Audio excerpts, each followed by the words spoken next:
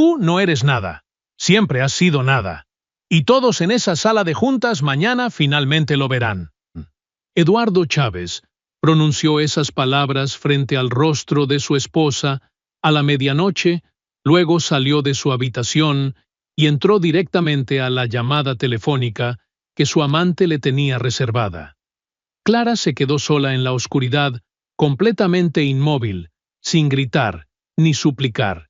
Simplemente tomó su teléfono y escribió 4 palabras para su abogado. Mañana procedemos. Confirmado. Porque mientras Eduardo pasó 15 años creyendo que estaba construyendo un imperio solitario, Clara ya había construido uno propio sin que él lo notara. Y a la mañana siguiente, cuando él cruzara esas puertas de la sala de juntas, con su amante del brazo, su esposa estaría sentada firmemente en la cabecera de la mesa. Eduardo Chávez se despertó a las 5:45 de aquella mañana, de la misma manera en que se había despertado cada mañana durante los últimos 11 años, con la absoluta certeza de que el mundo estaba perfectamente organizado para su propio beneficio. Ya no ponía un despertador porque no lo necesitaba. Su cuerpo simplemente había aprendido a levantarse antes de que la ciudad lo hiciera, como si incluso el sueño entendiera que un hombre de su calibre no podía permitirse el lujo de desperdiciar la luz del día. Se duchó en el baño principal de Cuernavaca, aquel que tenía pisos con calefacción y un cabezal de ducha de lluvia, que costaba más que el alquiler mensual de la mayoría de las personas. Mientras el resto del lujoso penthouse permanecía en perfecto silencio al final del pasillo, detrás de una puerta cerrada, su esposa Clara, presumiblemente todavía dormía, pero él no lo comprobó, pues no lo había hecho en años. Se acomodó el nudo de la corbata frente al espejo del pasillo, el mismo que Clara había elegido en un mercado de antigüedades, en uno de sus primeros aniversarios cuando todavía hacían cosas juntos, aunque ahora apenas lo miraba. El apartamento se había convertido en su mente simplemente en el lugar donde guardaba su ropa fina y dormía entre las partes de su vida que realmente le importaban.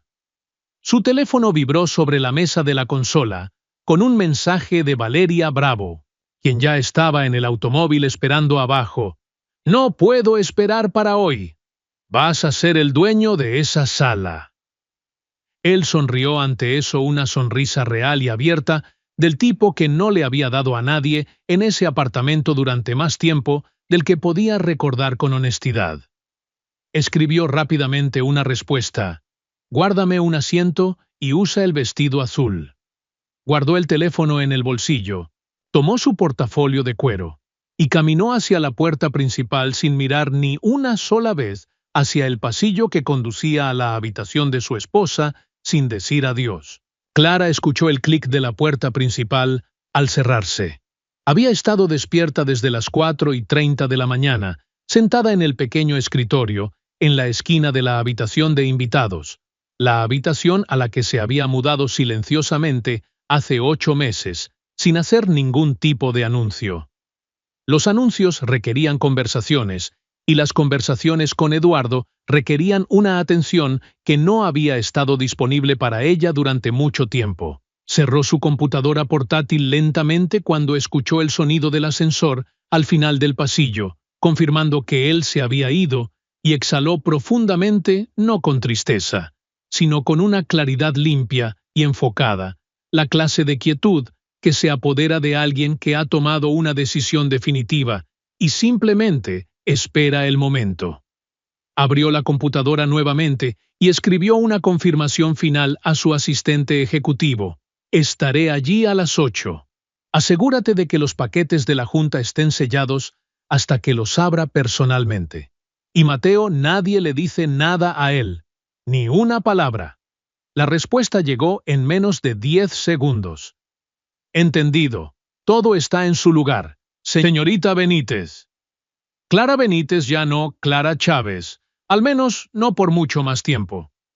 Eduardo tuvo el tipo de mañana que parecía un montaje cinematográfico de éxito rotundo, con el automóvil de la empresa esperando exactamente donde siempre estaba, y Valeria dentro, luciendo exactamente como él le había pedido que luciera, saludándolo con esa admiración particular de la que Eduardo dependía ciegamente.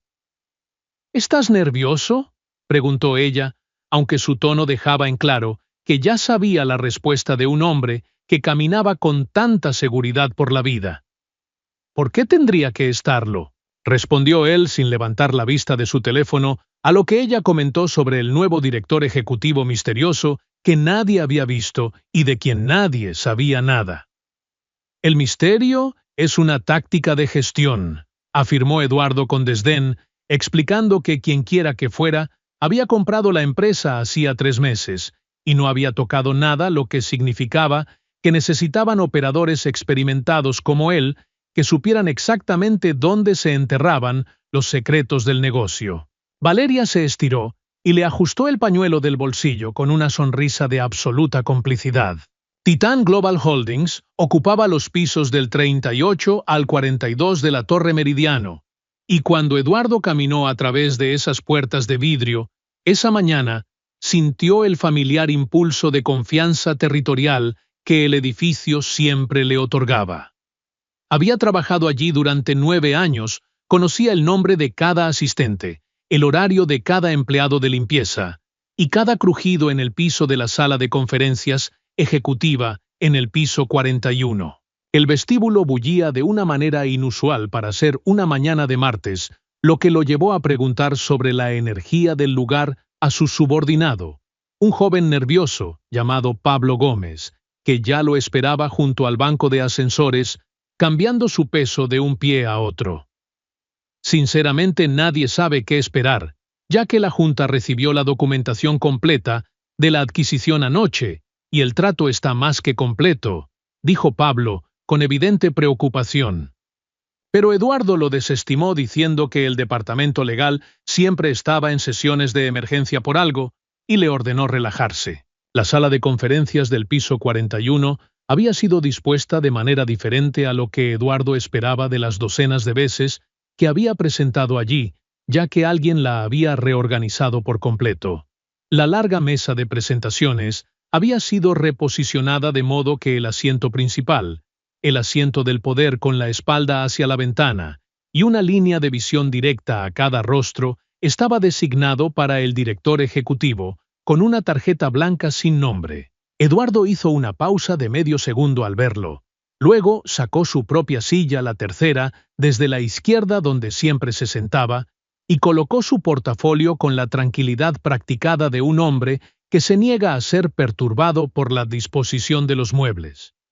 Toda la alta dirección estaba presente: Ruiz de Finanzas, Daniela Corona de Operaciones y Gonzalo Wilson de Legal, quien miraba su teléfono con una expresión inédita entre el asombro y la aprensión. Eduardo se puso de pie, caminó hacia el frente de la sala, proyectó sus diapositivas y comenzó a hablar con esa autoridad natural que durante 11 minutos lo convirtió en la mejor versión de sí mismo en los negocios.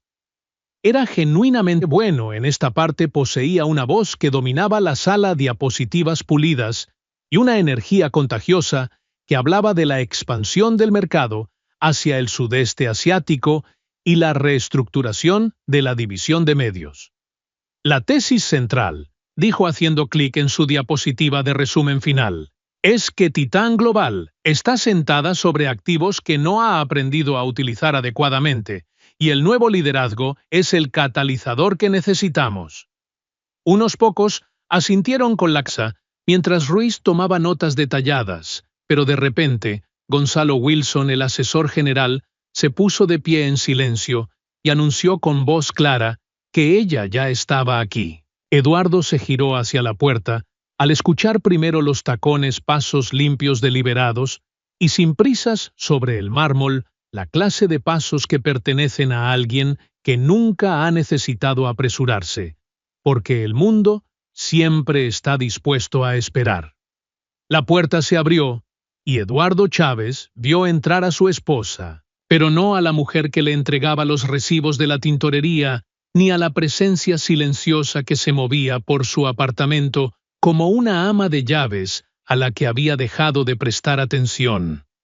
Clara vestía un traje gris carbón impecable, con el cabello recogido en un moño arquitectónico limpio, llevando un delgado portafolio de cuero en una mano, y nada más, mientras cada persona en la sala excepto Eduardo, se ponía de pie de inmediato.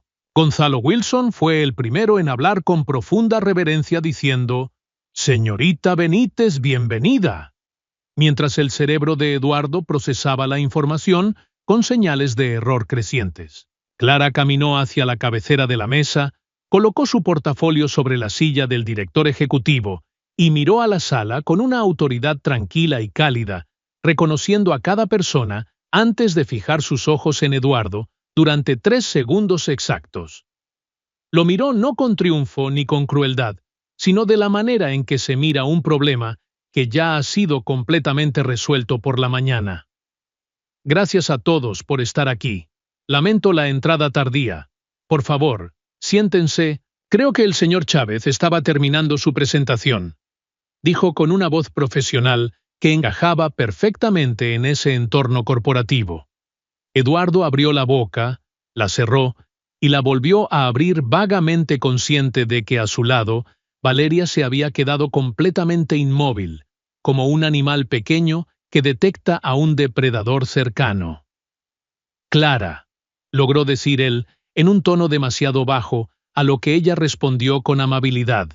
«Señorita Benítez, en este contexto, por favor continúe con las proyecciones del sudeste asiático». Eduardo intentó recuperar la compostura, apoyándose en su memoria muscular de 100 reuniones pasadas, explicando que el costo de entrada proyectado para el mercado asiático se situaba en aproximadamente 42 millones durante los primeros 18 meses.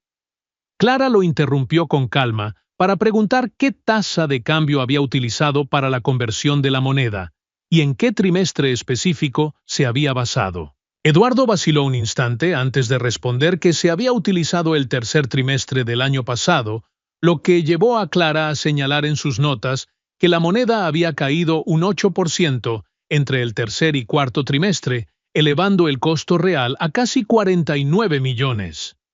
«Las proyecciones fueron preparadas por mi equipo», se defendió Eduardo con cautela, mientras sentía que el peso del silencio en la sala se volvía insoportable. Clara continuó desmantelando la presentación, preguntando qué investigación respaldaba la propuesta de reducción del 30% del personal editorial en la división de medios. Eduardo mencionó vagamente los estándares de la industria, pero Clara reveló que había revisado todo el plan la noche anterior y descubrió que esa cifra provenía de un memorando interno desacreditado de un competidor de hace 18 meses. Todos los rostros en la mesa permanecieron inmóviles, mientras Eduardo se quedaba sin palabras por primera vez en 9 años de reuniones ejecutivas en ese edificio. Clara se puso de pie lentamente y explicó que no estaba allí para avergonzar a nadie, sino porque la empresa había estado operando bajo suposiciones falsas sobre el valor y la competencia, indicándole sutilmente a Eduardo que se hiciera a un lado para tomar el control de la pantalla. Eduardo se hizo a un lado sin resistencia, como un hombre que finalmente reconoce una verdad que su cuerpo entendió antes que su mente, observando cómo Clara transformaba la sala con una visión estratégica brillante sobre la infraestructura tecnológica obsoleta de 15 años de antigüedad. Ruiz de finanzas, incapaz de tolerar la ambigüedad por más de 4 minutos, interrumpió para preguntar cuánto tiempo llevaba planeando esta adquisición y cómo se vinculaba su relación personal con Eduardo. Clara sonrió explicando que llevaban 3 años de planificación activa y que su relación matrimonial de 15 años no tenía ninguna influencia en la transacción comercial gracias a los estrictos muros de fuego legales implementados. Eduardo sintió cómo se desmoronaba la fachada de inmunidad a la humillación que había construido meticulosamente durante años, mientras miraba los rostros de sus colegas, incluyendo a Valeria, quien parecía haberse encogido en su silla, viendo su futuro compartido desvanecerse. Después de hablar durante 40 minutos, Clara hizo una pausa, miró directamente a Eduardo y sugirió un descanso de 10 minutos, pidiéndole que la acompañara a la pequeña oficina privada, contigua de paredes de vidrio. Eduardo las siguió en silencio, mientras a través del cristal veía a los miembros de la junta conversar en voz baja y a Valeria permanecer completamente estática en su sitio. ¿Desde cuándo lo sabes?, preguntó Eduardo con la voz rota, a lo que Clara respondió con precisión que sabía lo de la empresa desde que la compró, y lo de Valeria desde hacía 14 meses. Sacó un sobre sellado de su portafolio y lo colocó sobre el escritorio, explicando que eran los papeles del divorcio preparados por su equipo legal, los cuales otorgaban el 30% de los activos matrimoniales, en efectivo, liquidados en 18 meses, aclarando que el penthouse había sido comprado enteramente a su nombre antes de casarse. «Yo sacrifiqué todo por ti», acusó Eduardo con un viejo reflejo defensivo, pero Clara lo miró con una tristeza más profunda que la ira, recordándole que rechazó una posición directiva en 2009 por él, y retrasó su propio lanzamiento empresarial por 4 años para aportarle capital. «Manejé tu hogar, tu agenda, y construí mi empresa en las horas entre la medianoche y las 4 de la mañana, durante 7 años, mientras tú te creías el único importante», sentenció ella con firmeza. Le aclaró que el Departamento de Recursos Humanos se pondría en contacto con él para informarle sobre la reestructuración de su puesto revisado dentro de la organización. Cuando Clara regresó a la sala de conferencias, Eduardo volvió a su silla para verla liderar la reunión durante otra hora y 40 minutos con un equipo de 5 ejecutivos nuevos, que se integraron a la perfección para salvar la empresa con datos reales. Al finalizar la reunión a las 11:47 de la mañana, Eduardo se quedó solo en la sala vacía, mientras sus antiguos subordinados y colegas se marchaban sin ofrecerle compasión ni miradas de simpatía. Al encender su teléfono, descubrió 11 llamadas perdidas, incluyendo 2 de su abogado personal y una de su amante Valeria, lo que confirmaba que la noticia del desastre ya se estaba propagando rápidamente fuera de esas paredes. Se llevó las manos al rostro intentando comprender en qué momento exacto Clara había dejado de ser la mujer sumisa que él imaginaba, admitiendo con brutalidad que ella nunca había cambiado, sino que él simplemente la había catalogado como un personaje secundario en su propia historia de éxito. Comprendió el vacío absoluto de haber ignorado el mundo interior de la persona con la que compartió su vida, reduciéndola a una función doméstica mientras él celebraba su propia existencia vacía con otra mujer.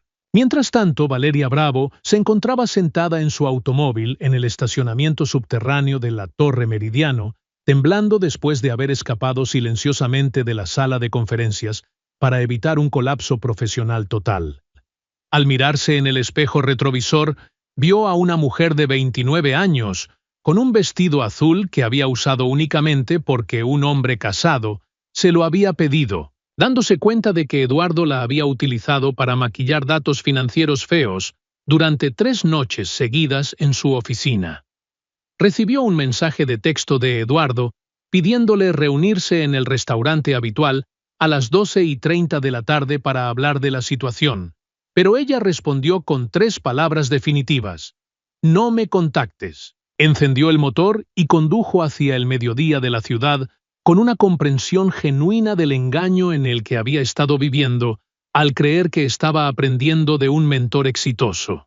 A las 12:15, Clara se encontraba en su oficina privada del piso 42 cuando Mateo Corona entró para confirmar que la Junta había ratificado la transición ejecutiva de manera unánime.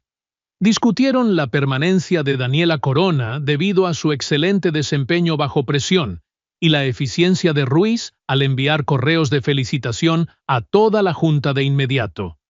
Mateo mencionó que Recursos Humanos ya tenía lista la documentación para la cita de Eduardo a las 2 de la tarde, la cual incluía una reducción del 40% de su salario base y un cambio de funciones. Clara observó el cielo gris a través de la ventana y se tomó exactamente 30 segundos para experimentar la ligereza de haber dejado ir un peso inmenso antes de retomar su pluma y continuar con las decisiones del nuevo imperio. Eduardo llegó a su cita de las 2 de la tarde con 6 minutos de anticipación tras pasar 3 horas insoportables en su antigua oficina, viendo cómo sus contactos profesionales comenzaban a reevaluar sus relaciones con él a través de correos distantes. En la oficina de recursos humanos lo esperaba la directora Sofía Ochoa, junto a Jorge Williams, un abogado del equipo de transición de Clara, quienes le entregaron un expediente de apenas 4 páginas que detallaba su degradación a director de desarrollo comercial.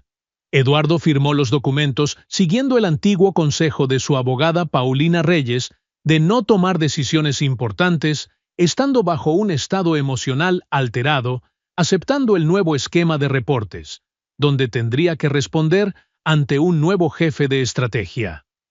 Al salir impulsado por una necesidad no estratégica, presionó el botón del ascensor para subir al piso 42 por primera vez en su vida. La asistente de la recepción lo reconoció de inmediato y le informó que la señorita Benítez estaba ocupada, pero tras una breve llamada telefónica, Clara abrió la puerta de su oficina, luciendo cansada, pero completamente resuelta. «No sé quién eres», admitió Eduardo frente a su escritorio, a lo que ella respondió con un simple «Lo sé, eso nos costó todo», recordándole nuevamente que implementó la adquisición de Titán Global, porque los activos estaban subvaluados en un 40% y representaba un excelente negocio, no por una venganza personal. Le repitió que ya no necesitaba nada de él, y que el tiempo de los reclamos había terminado dejándolo regresar al ascensor, sintiendo el peso inequívoco de la verdad. En el vestíbulo del piso 38 se cruzó con Pablo Gómez, quien llevaba una caja de cartón con sus pertenencias tras haber sido reestructurado fuera de la empresa con una buena indemnización. Por lo que vale, ella siempre fue la persona más inteligente en cualquier sala en la que estuvieron juntos, le dijo Pablo antes de subir al ascensor, dejando a Eduardo solo en la recepción. A las 3:17 de la tarde, la historia del cambio de mando se filtró en el tablero de mensajes internos de la empresa, desatando una oleada de 42 mensajes en el teléfono de Eduardo, que decidió no seguir leyendo para evitar un mayor daño psicológico. Su abogada Paulina Reyes lo llamó para confirmarle que Clara tenía el control legal absoluto del penthouse desde 2007 y que sus opciones de disputa eran financieramente destructivas, aconsejándole aceptar el trato y guardar silencio durante los próximos 2 años. Eduardo condujo hasta el apartamento familiar al final de la tarde, encontrando que Clara se había llevado todas sus pertenencias de la habitación de invitados con una precisión milimétrica. Eduardo se sentó en el sofá en medio de la oscuridad del apartamento vacío, contemplando los espacios desiertos y la taza de café que había olvidado lavar esa mañana, dándose cuenta de la profundidad de su propio descuido.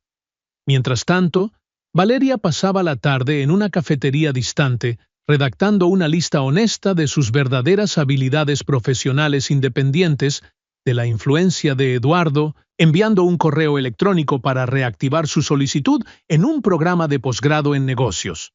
A las 7 de la tarde, Daniela Corona llamó a Clara para expresarle su admiración por la forma en que asumió el liderazgo de la empresa y manifestar su deseo de formar parte del nuevo proyecto.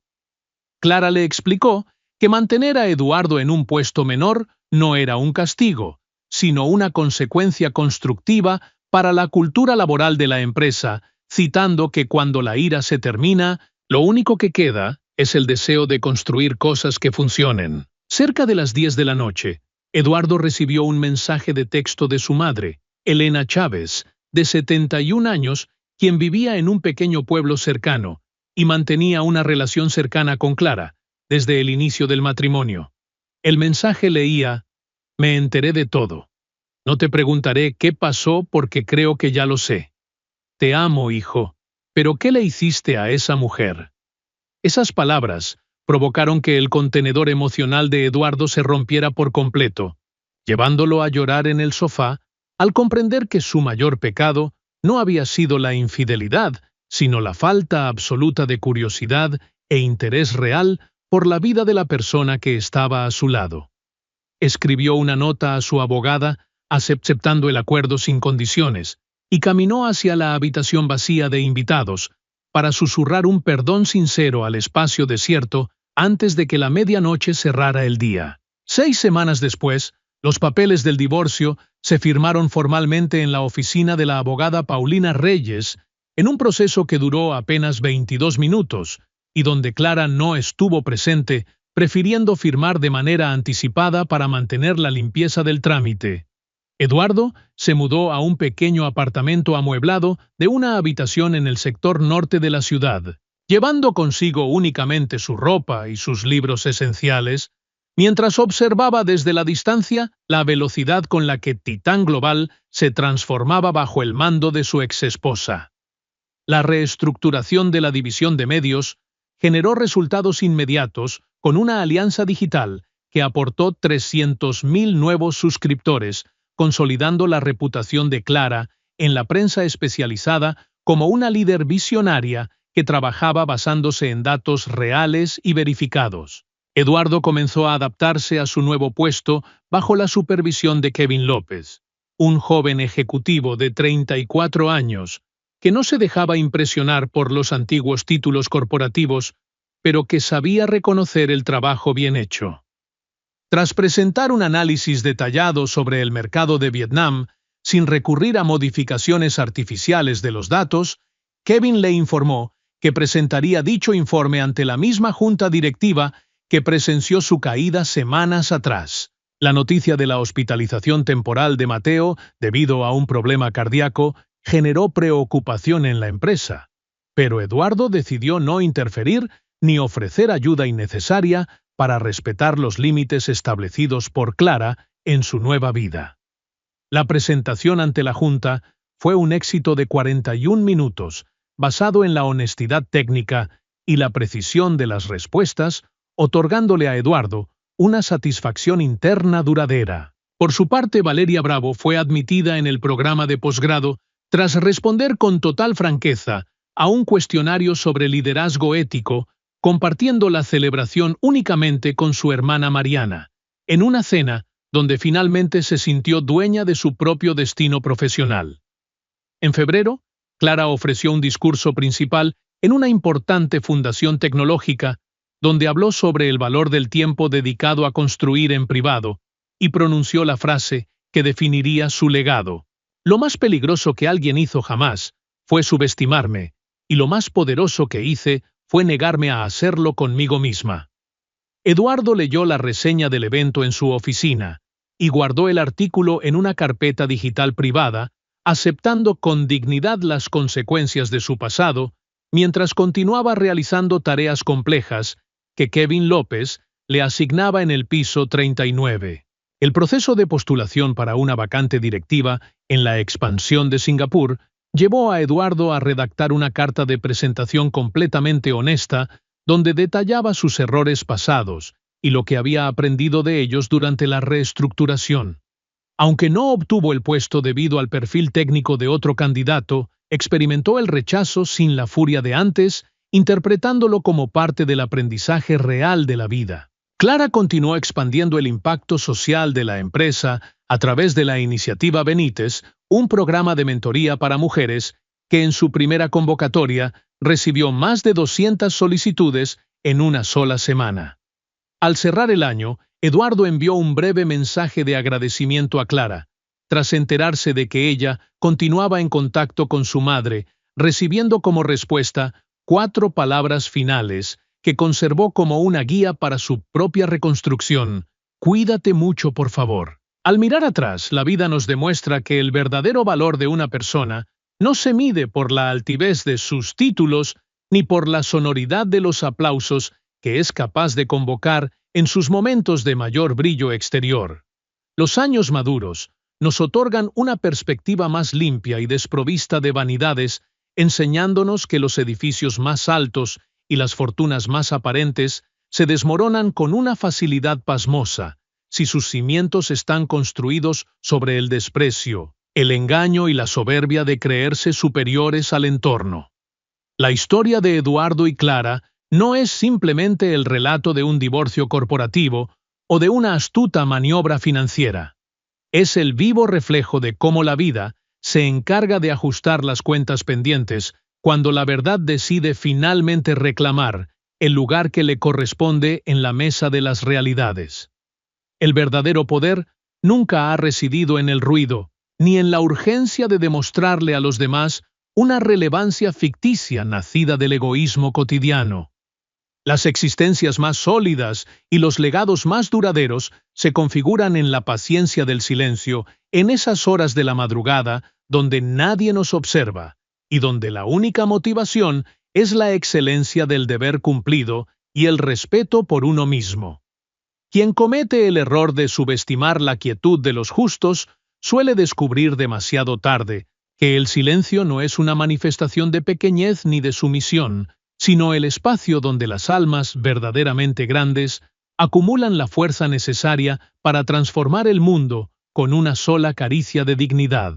Al final del camino, cuando los reflectores se apagan y los contratos se archivan en el olvido, lo único que permanece inalterable es la calidad de los vínculos que supimos honrar y la honestidad con la que miramos nuestro propio rostro frente al espejo. La redención para Eduardo no llegó con la devolución de sus antiguos privilegios, sino con la aceptación humilde de sus propias limitaciones, y el inicio de un trabajo genuino, despojado de máscaras y falsedades.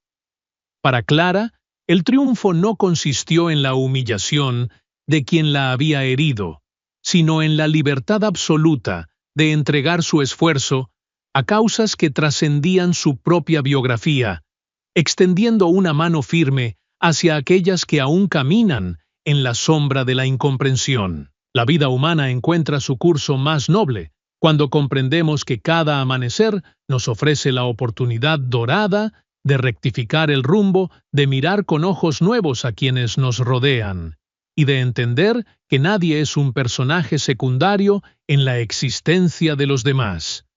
Que este relato nos sirva de recordatorio permanente de que los imperios verdaderos se construyen con el corazón limpio y la mirada puesta en lo que es auténticamente real, pues todo lo demás no es más que viento que el tiempo se encarga de desvanecer.